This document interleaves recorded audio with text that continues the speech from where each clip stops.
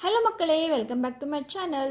ಇವತ್ತಿನ ವಿಡಿಯೋದಲ್ಲಿ ನಾವು 3ನೇ ತರಗತಿಯ ಕನ್ನಡ ಪುಸ್ತಕವಾದ ಸವಿಕನ್ನಡ ಭಾಗ 1 ಈ ಪುಸ್ತಕದಲ್ಲಿನ ಪಾಠ 7 ಪ್ರಾಮಾಣಿಕ ಬಾಲಕ. ಓಕೆ, ಈ ಪಾಠದ ಎಲ್ಲ ಪ್ರಶ್ನೋತ್ತರಗಳು ಹಾಗೂ ಭಾಷಾಭ್ಯಾಸ ಮತ್ತು ವ್ಯಾಕರಣ ಮಾಹಿತಿ ಎಲ್ಲವನ್ನು ನಾವು ಇವತ್ತು ನೋಡೋಣ ಮಕ್ಕಳೇ. ಸೊ ಹಾಗಾದರೆ ನಡೀರಿ ವಿಡಿಯೋನ ಸ್ಟಾರ್ಟ್ ಮಾಡೋಣ. ಹೀಗೆ ಅಭ್ಯಾಸವನ್ನು ನೋಡೋಣ. ಅಭ್ಯಾಸದಲ್ಲಿ ಮುಖ್ಯ ಪ್ರಶ್ನೆ ಬಿಟ್ಟಿರುವ ಸ್ಥಳವನ್ನು ಸೂಕ್ತ ಪದಗಳಿಂದ ತುಂಬಿ ಬರೆ ಅಂತ ಇದೆ. ಇದರಲ್ಲಿ ಫಸ್ಟ್ ಒನ್, ದಾರಿ ಬದಿಯ ಡ್ಯಾಶ್ ತೊಪ್ಪಿನಲ್ಲಿದ್ದ ಹಣ್ಣುಗಳು ಆಕರ್ಷಿಸಿದವು. ದಾರಿ ಬದಿಯ ಮಾವಿನ ತೋಪಿನಲ್ಲಿದ್ದ ಹಣ್ಣುಗಳು ಆಕರ್ಷಿಸಿದವು. ಸೆಕೆಂಡ್ ಒನ್, ಶಾಸ್ತ್ರಿಯವರಲ್ಲಿ ಡ್ಯಾಶ್ ಪುಟಿದೆದ್ದಿತ್ತು. ಶಾಸ್ತ್ರಿಯವರಲ್ಲಿ ದೇಶಪ್ರೇಮ ಪುಟಿದೆದ್ದಿತ್ತು. ಥರ್ಡ್ ಒನ್, ಶಾಸ್ತ್ರಿಯವರು ಗಾಂಧೀಜಿಯವರ ಒಡನಾಟದಲ್ಲಿ ಅನೇಕ ಡ್ಯಾಶ್ಗಳಲ್ಲಿ ಪಾಲ್ಗೊಂಡರು ಅಂತ ಇದೆ. ಅನೇಕ ಚಳುವಳಿಗಳಲ್ಲಿ ಪಾಲ್ಗೊಂಡರು. ನಮ್ಮ ದೇಶವು 1947 ಆಗಸ್ಟ್ ಡ್ಯಾಶ್ ರಂದು ಸ್ವತಂತ್ರವಾಯಿತು. ಆಗಸ್ಟ್ 15ರಂದು ಸ್ವತಂತ್ರವಾಯಿತು. ಫಿಫ್ತ್ ಒನ್, ಭಾರತ ದೇಶದ ಪ್ರಥಮ ಪ್ರಧಾನಿ ಜವಾಹರ್ಲಾಲ್ ನೆಹರು. ಆರನೇದು, ಶಾಸ್ತ್ರಿಯವರು ಜನತೆಗೆ ನೀಡಿದ ಘೋಷ ವಾಕ್ಯ ಜೈ ಜವಾನ್ ಜೈ ಕಿಸಾನ್. ಮುಖ್ಯ ಪ್ರಶ್ನೆ ಒಂದು ವಾಕ್ಯದಲ್ಲಿ ಉತ್ತರ ಬರೆಯಿರಿ ಅಂತ ಇದೆ. ಮೊದಲನೆಯ ಪ್ರಶ್ನೆ, ಮಕ್ಕಳು ತೋಪನ್ನು ಏಕೆ ಪ್ರವೇಶಿಸಿದರು? ಉತ್ತರ, ಮಕ್ಕಳು ಮಾವಿನ ಹಣ್ಣನ್ನು ತಿನ್ನುವ ಆಸೆಯಿಂದ ತೋಪನ್ನು ಪ್ರವೇಶಿಸಿದರು. ಎರಡನೆಯ ಪ್ರಶ್ನೆ, ಮಕ್ಕಳು ಏಕೆ ಗಲಿಬಿಲಿಗೊಂಡರು? ಉತ್ತರ, ಅನಿರೀಕ್ಷಿತವಾಗಿ ಬಂದ ತೋಟದ ಮಾಲೀಕನನ್ನು ಕಂಡು ಮಕ್ಕಳು ಗಲಿಬಿಲಿಗೊಂಡರು. ಪ್ರಶ್ನೆ 3, ಮಾಲೀಕನ ಮನಸ್ಸು ಏಕೆ ಕರಗಿತು?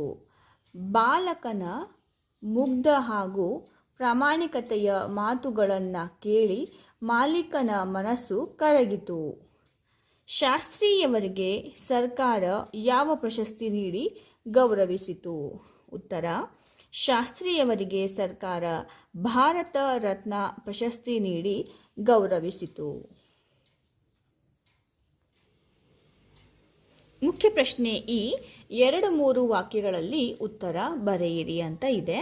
ಪ್ರಶ್ನೆ 1, ಬಾಲಕ ಮಾಲೀಕನಿಗೆ ಏನೆಂದು ಹೇಳಿದನು? ಉತ್ತರ, ನಾನು ಮಾಡಿದ್ದು ತಪ್ಪು, ಇನ್ನೆಂದೂ ಇಂತಹ ತಪ್ಪನ್ನು ಮಾಡುವುದಿಲ್ಲ. ಆದರೆ ನಾನು ಮಾಡಿದ ತಪ್ಪಿಗೆ ನನ್ನ ತಂದೆ ತಾಯಿ ಮತ್ತು ಗುರುಗಳು ನಿಂದನೆಗೆ ಗುರಿಯಾದರಲ್ಲ ಎಂದು ದುಃಖಿಸುತ್ತಿರುವೆ ಎಂದನು. ಪ್ರಶ್ನೆ 2, ಮಾಲೀಕ ಬಾಲಕನನ್ನು ಹೇಗೆ ಸಮಾಧಾನ ಪಡಿಸಿದನು? ಉತ್ತರ, ಮಗು, ನಿನ್ನ ತಪ್ಪನ್ನು ನೀನು ಒಪ್ಪಿಕೊಂಡಿರುವೆ. ನಿನ್ನ ಪ್ರಾಮಾಣಿಕತೆ ನನಗೆ ಇಷ್ಟವಾಯಿತು. ತಪ್ಪನ್ನು ಅರಿಯುವ, ತಿದ್ದುಕೊಳ್ಳುವ ನಿನ್ನ ಈ ಗುಣ ನಿನ್ನನ್ನು ದೊಡ್ಡ ವ್ಯಕ್ತಿಯನ್ನಾಗಿ ಮಾಡುತ್ತದೆ ಎಂದು ಹೇಳಿ ಮತ್ತಷ್ಟು ಮಾವಿನ ಹಣ್ಣುಗಳನ್ನು ನೀಡಿ ಸಮಾಧಾನ ಪಡಿಸಿದರು. ಪ್ರಶ್ನೆ 3, ಶಾಸ್ತ್ರಿಯವರು ಮಂತ್ರಿ ಪದವಿಗೆ ಏಕೆ ರಾಜೀನಾಮೆ ನೀಡಿದರು? ಶಾಸ್ತ್ರಿಯವರು ರೈಲ್ವೆ ಮಂತ್ರಿಯಾಗಿ ಕಾರ್ಯ ನಿರ್ವಹಿಸುತ್ತಿದ್ದಾಗ ರೈಲ್ವೆ ಅಪಘಾತವೊಂದಕ್ಕೆ ತಾವೇ ಹೊಣೆ ಹೊತ್ತು ತಪ್ಪು ತಮ್ಮದಲ್ಲದಿದ್ದರೂ ಮಂತ್ರಿ ಪದವಿಗೆ ರಾಜೀನಾಮೆ ಕೊಟ್ಟರು. ಮುಖ್ಯ ಪ್ರಶ್ನೆ ಈ ಕೆಳಗಿನ ಹೇಳಿಕೆಗಳಿಗೆ ಕಾರಣ ಕೊಡಿ.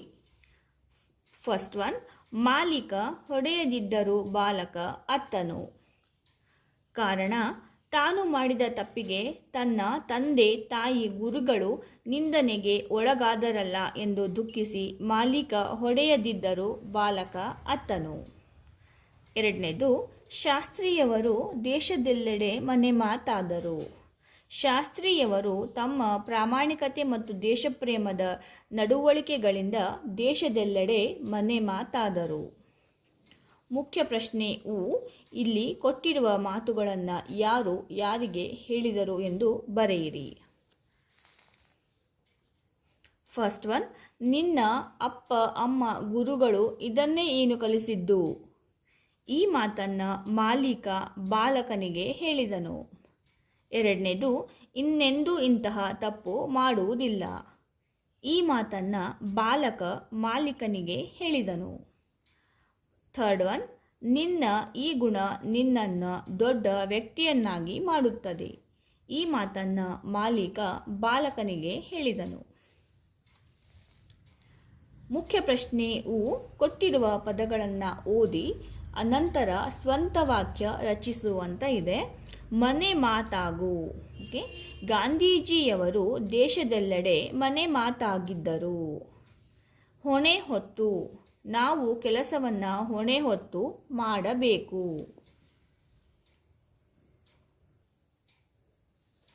ಪುಟಿದೇಳು, ನಮ್ಮಲ್ಲಿ ದೇಶಪ್ರೇಮ ಪುಟಿದೇಳಬೇಕು. ಆಕರ್ಷಿಸು, ಗುಲಾಬಿ ಹೂವು ಎಲ್ಲರನ್ನ ಆಕರ್ಷಿಸುತ್ತದೆ. ಈಗ ಸಾಮರ್ಥ್ಯಾಧಾರಿತ ಚಟುವಟಿಕೆಗಳನ್ನು ನೋಡೋಣ. ಅದರಲ್ಲಿ ಮುಖ್ಯ ಪ್ರಶ್ನೆ ಈ ಚಿತ್ರಗಳನ್ನು ಗಮನಿಸಿ ಅವು ಏಕೆ ಬೇಕು ಎಂಬುದನ್ನು ಒಂದು ವಾಕ್ಯದಲ್ಲಿ ಬರೆಯಿರಿ. ಓಕೆ, ಫಸ್ಟ್ ಒನ್, ಇದು ಟೋಪಿ. ಓಕೆ, ಟೋಪಿ ಇದು ಸೂರ್ಯನ ಬಿಸಿಲಿನಿಂದ ನಮಗೆ ರಕ್ಷಣೆಯನ್ನು ಕೊಡುತ್ತದೆ. ಇದು ಪೆನ್ನು. ಪೆನ್ನು ಇದು ಬರೆಯುವುದಕ್ಕೆ ಸಹಾಯ ಮಾಡುತ್ತದೆ. ಪುಸ್ತಕ. ಪುಸ್ತಕ ನಮ್ಮ ಜ್ಞಾನವನ್ನು ಹೆಚ್ಚಿಸುತ್ತದೆ. ಫೋರ್ತ್ ಒನ್, ರೈಲು ಇದು ಒಂದು ಸ್ಥಳದಿಂದ ಇನ್ನೊಂದು ಸ್ಥಳಕ್ಕೆ ಪ್ರಯಾಣಿಕರನ್ನು ತಲುಪಿಸುತ್ತದೆ. ಮುಖ್ಯ ಪ್ರಶ್ನೆ ಕೊಟ್ಟಿರುವ ಚಿತ್ರವನ್ನು ಗಮನಿಸಿ ಪ್ರಶ್ನೆಗಳಿಗೆ ಉತ್ತರಿಸು ಅಂತ ಇದೆ. ಓಕೆ, ನೋಡಿ ಇಲ್ಲಿ ಒಂದು ಚಿತ್ರವನ್ನು ಕೊಟ್ಟಿದ್ದಾರೆ, ಅದನ್ನು ಗಮನಿಸಿ ಅದರಲ್ಲಿ ಪ್ರಶ್ನೆಯನ್ನು ಕೇಳಿದ್ದಾರೆ ಕೆಲವೊಂದು, ಅದನ್ನು ನಾವು ಉತ್ತರಿಸಬೇಕು. ನೋಡಿ ಇಲ್ಲಿ ಒಂದು ನಲ್ಲಿ ಇದೆ, ಅಲ್ಲಿಂದ ಕೆಳಗಡೆ ಒಂದು ಬಕೆಟನ್ನು ಇಟ್ಟಿದ್ದಾರೆ. ಅಲ್ಲಿ ನಲ್ಲಿಯಿಂದ ನೀರು ಬಕೆಟಲ್ಲಿ ತುಂಬಿಟ್ಟು ಅದು ಮತ್ತೆ ಇಲ್ಲಿ ಹರಿದು ನೀರು ಹೋಗ್ತಾ ಇದೆ. ಓಕೆ, ನೋಡಿ ಈಗ ಇಲ್ಲಿ ಪ್ರಶ್ನೆಗಳನ್ನು ಕೇಳಿದ್ದಾರೆ. ಮೊದಲನೆಯ ಪ್ರಶ್ನೆ, ನೀರು ಏಕೆ ಸುರಿಯುತ್ತಿದೆ? ಓಕೆ, ಬಕೆಟು ತುಂಬಿದ್ದರಿಂದ ನೀರು ಸುರಿಯುತ್ತಿದೆ. ಪ್ರಶ್ನೆ 2, ನೀರು ಸುರಿಯುವುದನ್ನು ನಿಲ್ಲಿಸಬೇಕು, ಏಕೆ? ನೀರು ಅತ್ಯಮೂಲ್ಯವಾದದ್ದು, ಆದ್ದರಿಂದ ಸುರಿಯುವುದನ್ನು ನಿಲ್ಲಿಸಬೇಕು.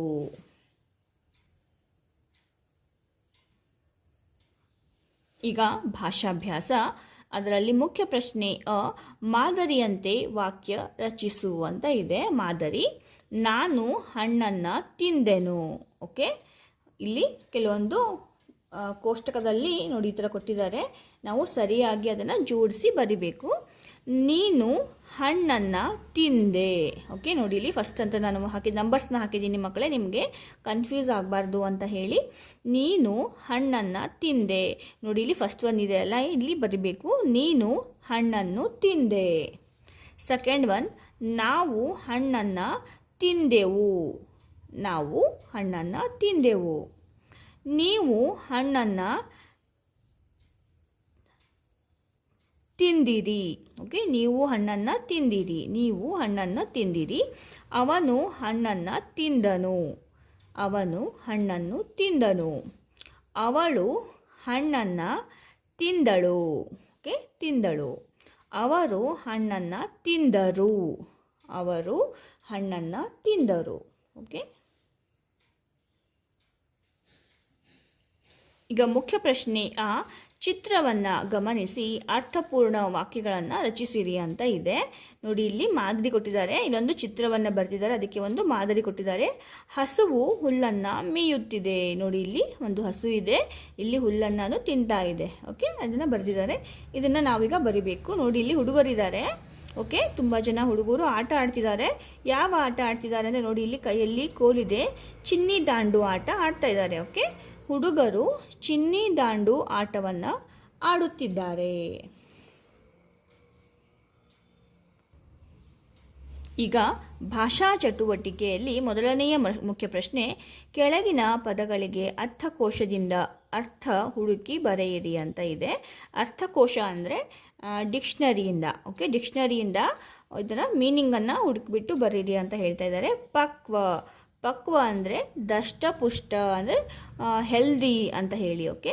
ಧಾವಿಸು ಅಂದರೆ ಹೊರಟು ಹೋಗು. ಗಲಿಬಿಲಿ ಹೆದರಿಕೆ. ನೇತೃತ್ವ ಅಂದರೆ ಭಾಗವಹಿಸುವಿಕೆ. ಮಕ್ಕಳೇ, ಇಲ್ಲಿಗೆ ನಮ್ಮ ಇದು ಪಾಠ 7 ಪ್ರಾಮಾಣಿಕ ಬಾಲಕ ಈ ಪಾಠದ ಎಲ್ಲ ಪ್ರಶ್ನೋತ್ತರ, ಭಾಷಾಭ್ಯಾಸ ಹಾಗೂ ವ್ಯಾಕರಣ ಮಾಹಿತಿ ಎಲ್ಲ ಮುಕ್ತಾಯವಾಗಿದೆ. ಮಕ್ಕಳೇ, ಐ ಹೋಪ್ ನಿಮಗೆ ಈ ವಿಡಿಯೋ ತುಂಬಾ ಯೂಸ್ಫುಲ್ ಆಗಿದೆ, ಹಾಗೆ ಇಷ್ಟ ಆಗಿದೆ ಅಂತ ಭಾವಿಸ್ತೀನಿ. ಇಷ್ಟ ಆಗಿದ್ದರೆ ಒಂದು ಲೈಕನ್ನು ಮಾಡಿ, ಹಾಗೆ ನಿಮ್ಮ ಫ್ಯಾಮಿಲಿ ಮತ್ತು ಫ್ರೆಂಡ್ಸ್ಗೆ ಶೇರ್ ಮಾಡಿ, ಅವರು ಕೂಡ ಇದು ತುಂಬ ಯೂಸ್ಫುಲ್ ಆಗುತ್ತೆ. ಹಾಗೆ ಇದೇ ರೀತಿ ನಿಮಗೆ ಕನ್ನಡ ನೋಟ್ಸ್ ಬೇಕಾದಲ್ಲಿ ನಮ್ಮ ಚಾನಲನ್ನು ಸಬ್ಸ್ಕ್ರೈಬ್ ಮಾಡ್ಕೊಳ್ಳೋದನ್ನು ಮರಿಬೇಡಿ. ಮತ್ತೆ ಸಿಗೋಣ ಮುಂದಿನ ಪಾಠದ ಪ್ರಶ್ನೋತ್ತರದ ಒಂದು ವಿಡಿಯೋದೊಂದಿಗೆ. ಅಲ್ಲಿವರೆಗೂ ಟೇಕ್ ಕೇರ್, ಬಾಯ್ ಬಾಯ್.